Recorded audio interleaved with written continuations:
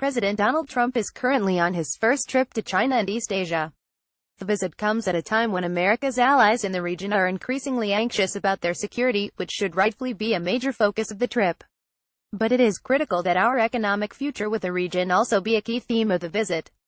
To boost America's security ties to Asia, we should aim to boost our foreign investment from there as well. And to show America really is open for business, reviews of inbound foreign investment by the Committee on Foreign Investment in the United States (CFI-US) need to be more efficient and focused solely on security, not protectionism. To suggest promoting foreign investment as a vehicle to boost national security may seem counterintuitive, especially after a presidential election full of sentiments against globalization. But the most important long-run determinant of a country's national security is the strength of its economy.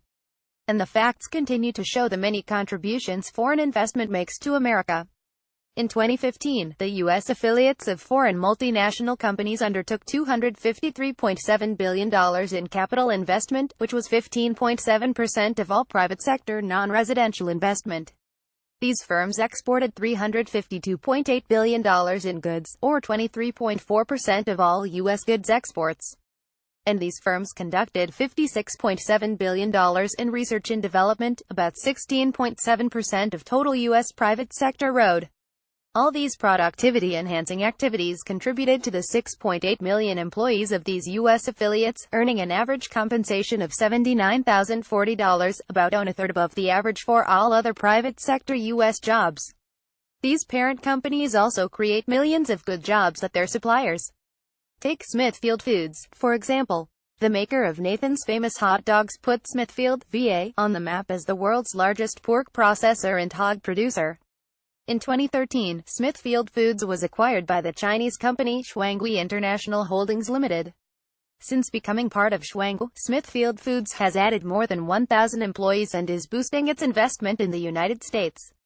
In August, the company announced a $100 million investment in North Carolina that will add approximately 250 new jobs. And yet, this acquisition raised questions, in particular, about risks to U.S. food security. Fortunately, the United States has a process in place to review these sorts of legitimate national security concerns. CFI-US, comprised of several government agencies and led by the U.S. Treasury Department, CFI-US is tasked to review mergers and acquisitions to ensure national security while promoting foreign investment. To meet these twin goals, CFI-US often alters a transaction's commercial terms to mitigate national security risks. CFI-US reviewed and approved the Smithfield transaction. Unfortunately, today the CFI-US process seems broken. Multiple sources indicate delays and roadblocks, with many proposed transactions being forced into a cycle of withdrawing from review and then refiling to start a new review. One report states that more than half a dozen proposed Chinese transactions are stuck in this purgatory beyond China. Other stuck transactions involve companies from long-established economic partners such as Singapore and Japan.